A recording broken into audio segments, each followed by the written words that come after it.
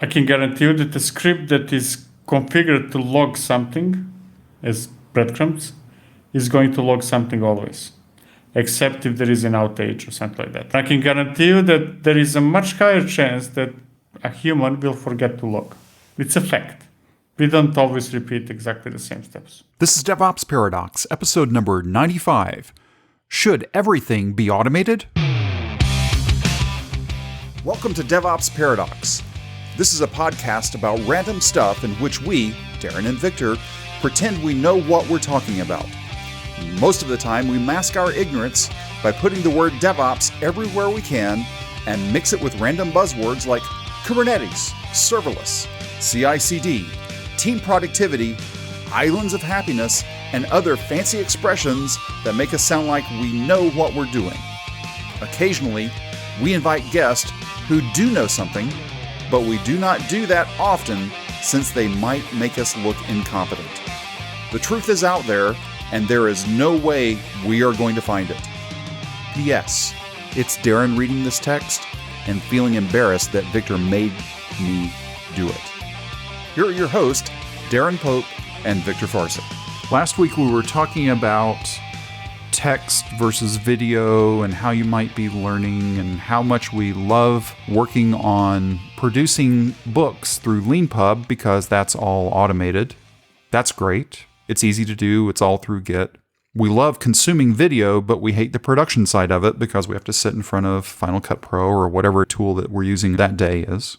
But let's take it into our day-to-day life. Maybe not our day-to-day life, but maybe your day-to-day life. And the question we want to pose is, should everything be automated? No. Great. Thanks for listening. Have a great rest of your week. Thank you. Bye-bye. Should everything be automated? No, it shouldn't be. Should everything be under source control? No. No. That one's probably more fighting words than the other one. So it really depends on the stage you are. Let's say when I start working on something completely new, I do not push it to Git immediately. I sometimes don't push it at all. Ends up going to trash. I exaggerated a bit. Let's say that I push to Git 99% and then delete 20 afterwards from Git. But if you go back to automation, let's say when I find some tool, platform, something that I see for the first time, and this is now confession that I probably never made before, I do not start with Terraform. What? No. Really? Exactly. It's not possible. But that's simply the case. I go through, and I'm going to, after saying what I'm about to say, I'm going to go outside of this room, pull gasoline over myself, and then burn. I start very often from Web UI. Like the other day, it's been a couple of years since I worked with Linode, and I wanted to see where they are right now and so on and so forth. I spent first half an hour through Web UI. I deleted everything I did at the end, and then I went to CLI and did the same thing. And then I deleted everything I did, and then I went to Terraform, and that is now stored in Git. Now, I had the luxury to do all that. If I was in a startup, maybe I would be pressured. Maybe not even by others, but even personal pressure to keep what I created in Web UI because maybe I needed to change my attention to something else. So I think that it very often depends on the experience, both with what you're working on right now and tooling around it. Like I cannot blame somebody who is faced with a challenge to do something, let's say create some infrastructure and never worked with Terraform. I cannot blame that person for not using Terraform from day one. Let's say that that person is familiar with the platform where they're creating stuff, let's say AWS. If you never use Terraform, I don't expect you to start with Terraform. Now, even if you're experienced with AWS, because you have pressure, you need to do things fast, and it's definitely going to take you more time with Terraform than clickety-click or AWS command line. That's where experience comes in. When you have startups, new projects, you don't want to automate because it takes too much time unless you're already experienced in that specific subject. If I would start a new project from scratch and we say, hey, let's use Google Cloud, I would use Terraform from the first second, without a doubt. But that's because I'm familiar with Google Cloud and because I'm familiar with Terraform. If I wouldn't be familiar with either of the two, I might not go to Terraform from the first moment. Then comes the question, if I don't start with Terraform, and this is just example Terraform, it can be anything else, there is a strong chance that something would stay. And then the real question comes, am I aware of the depth that I'm generating and acknowledging it? If I am, that's not necessarily bad. The bad thing is if I try to ignore what I just did, if I ignore the fact that I created technical debt, and then it stays forever. That's the important part, is realizing the technical debt that you created. If you don't realize that you have created technical debt, that is a larger problem for the company.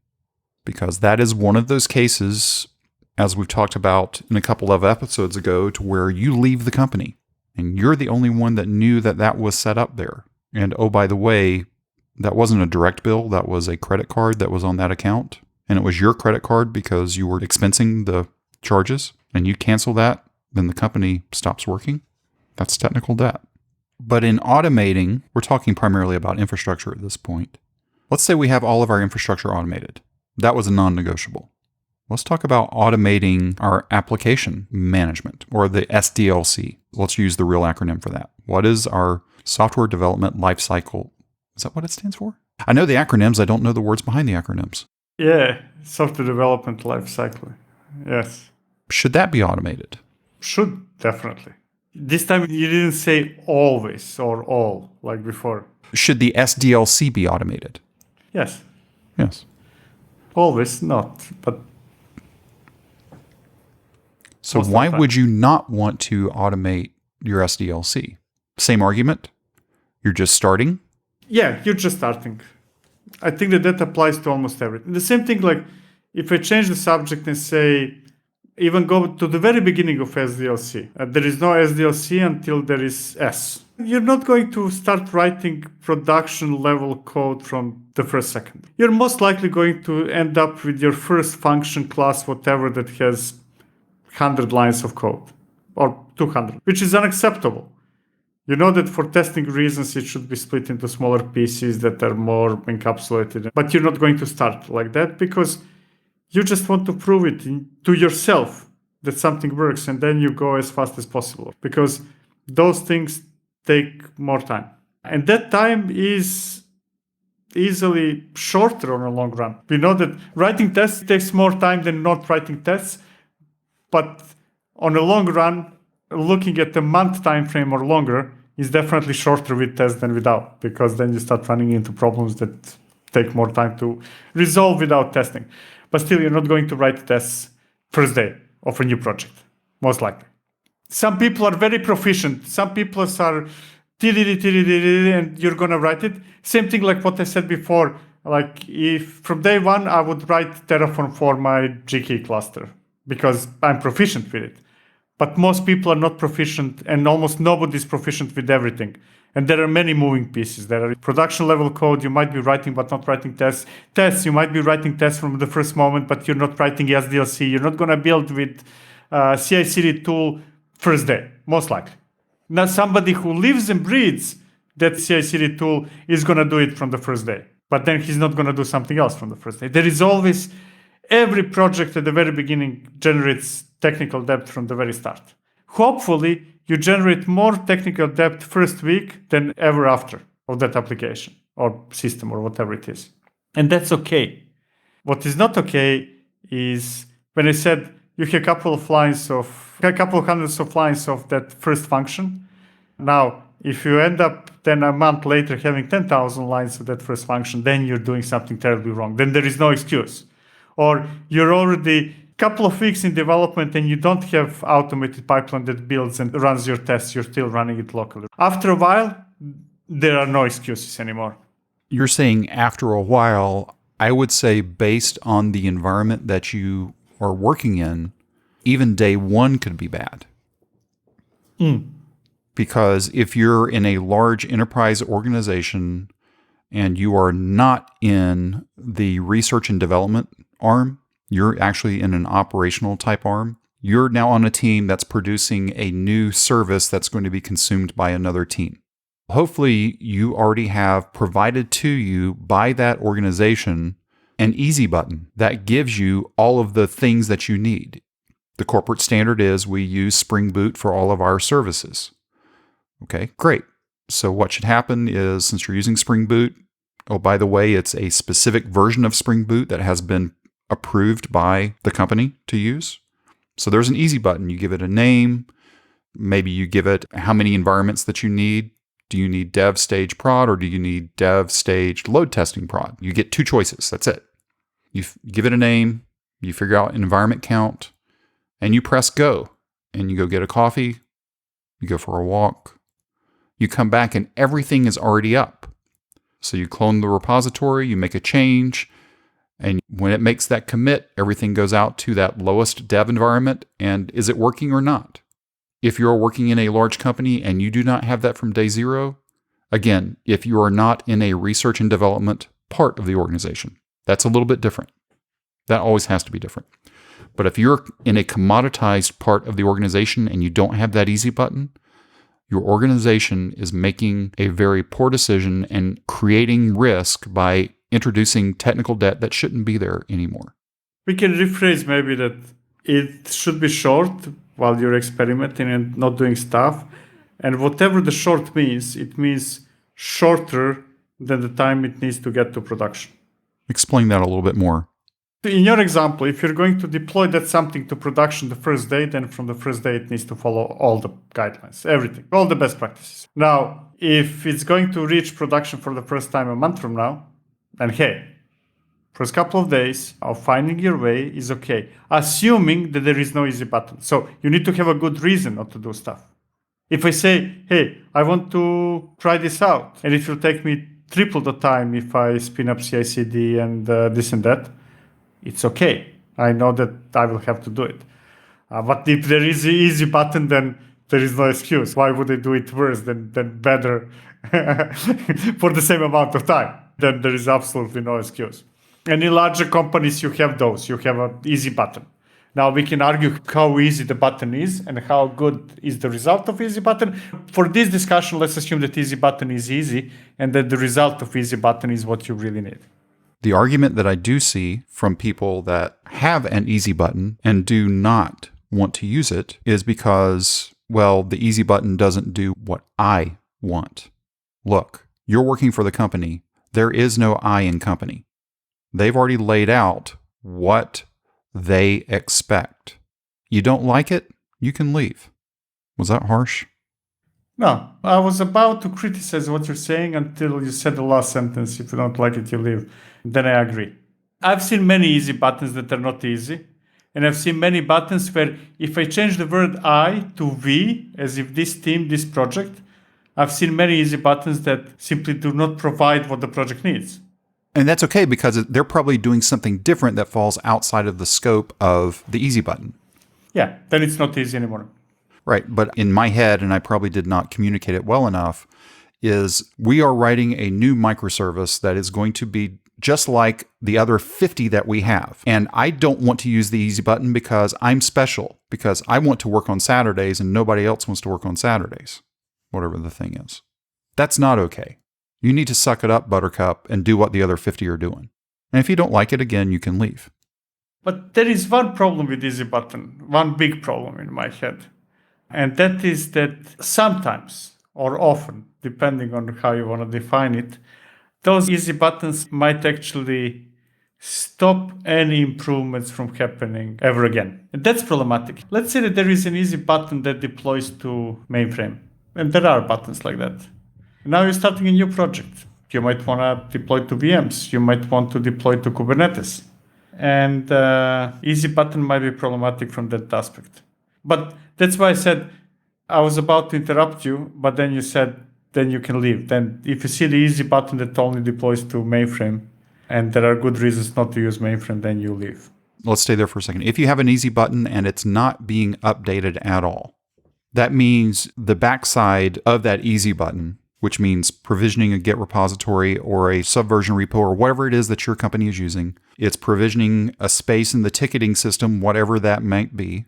It's setting up whatever the deployment targets might be. If those are never changing, let's just stay here. You're using Git, you only use Jira, you're using vanilla Git because you didn't want to pay anybody. You're not using Jira, you're using some open source ticketing system that you've hacked and whacked at for years, so you can't make that change. And you're only going to mainframe.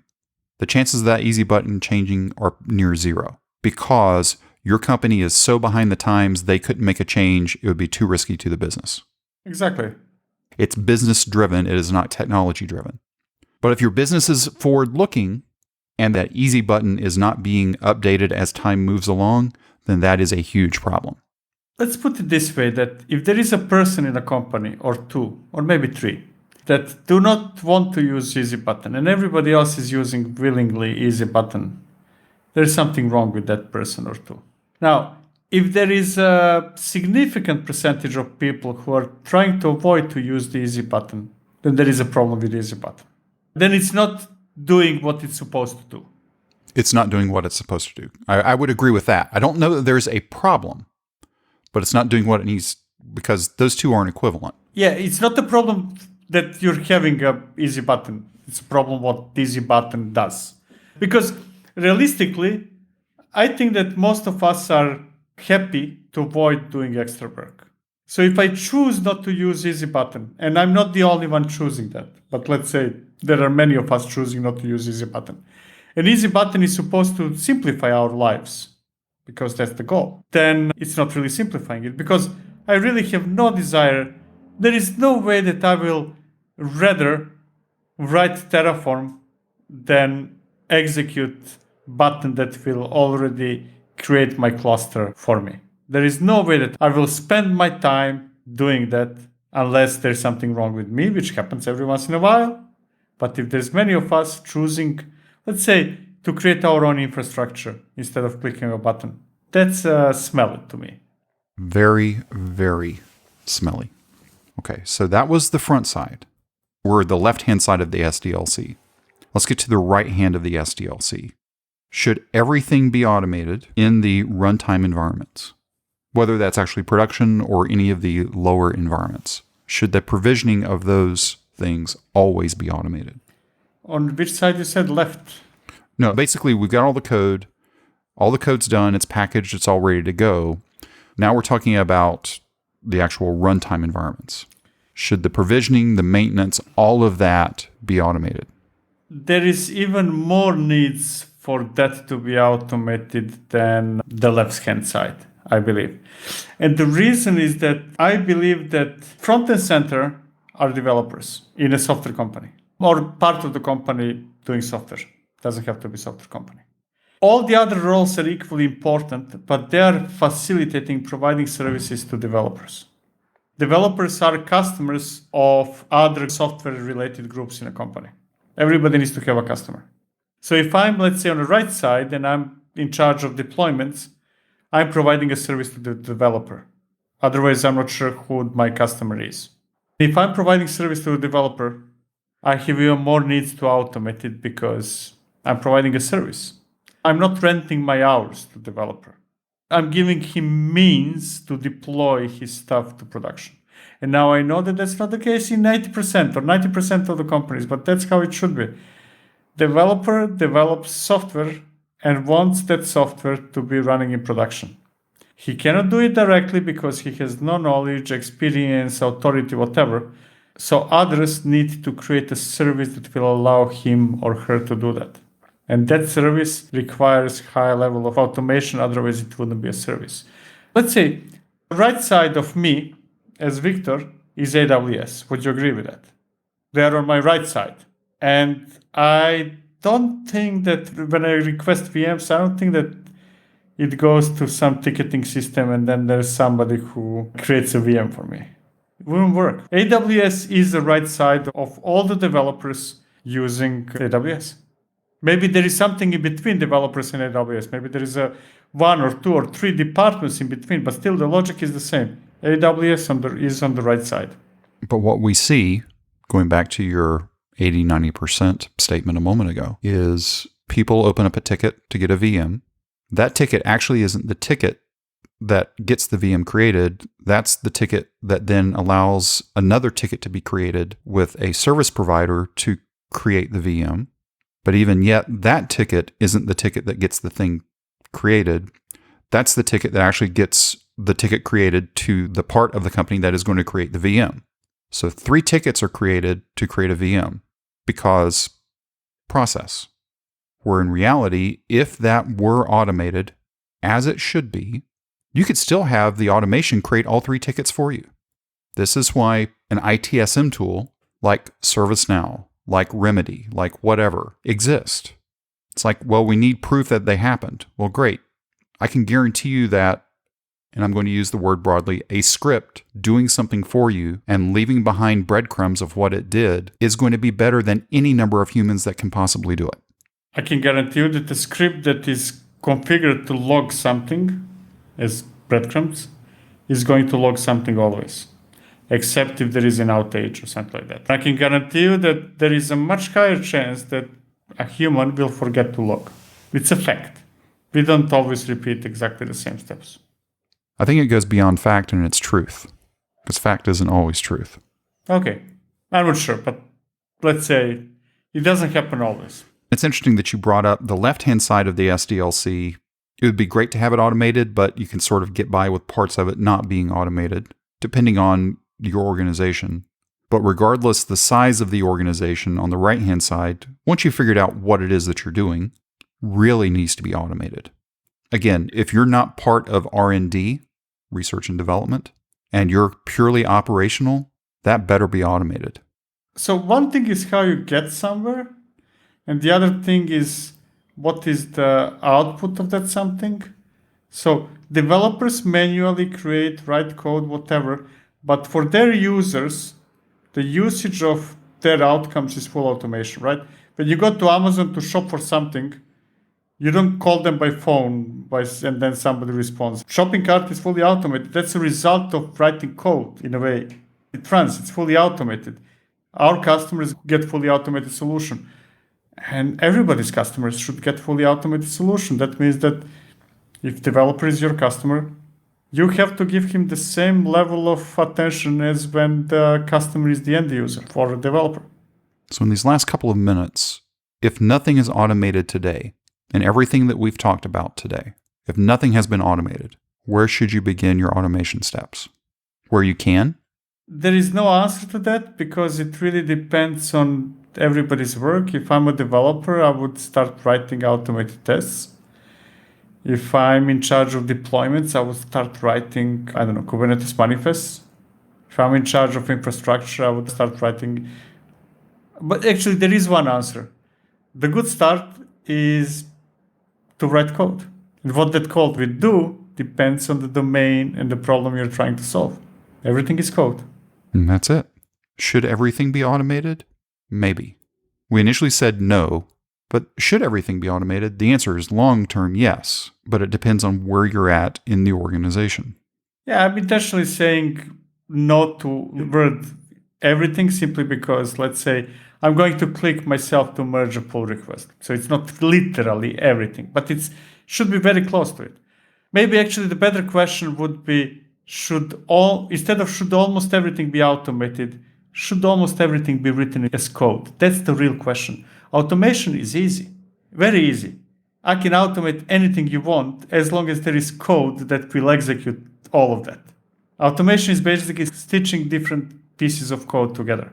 The real question is, should almost everything be written as code? Would you agree with that? Yes, almost everything should be written as code. Can we have code write our Jira tickets for us? Technically, yes. Oh, yeah. Many people have that when you write a commit message, /this/that, that triggers creation of Jira tickets or closes Jira tickets and stuff like that, yeah. But all of this is predicated that through this automation, there is things listening for those things, whatever those actions are. In next week's episode, we're going to start diving into something that we're seeing a lot more of that is not the easiest of things to comprehend, even though in reality it is. And that is eventing. We hope this episode was helpful to you. If you want to discuss it or ask a question, please reach out to us. Our contact information and a link to the Slack workspace are at devopsparadox.com/contact. If you subscribe through Apple Podcast, be sure to leave us a review there. That helps other people discover this podcast. Go sign up right now at devopsparadox.com to receive an email whenever we drop the latest episode. Thank you for listening to DevOps Paradox.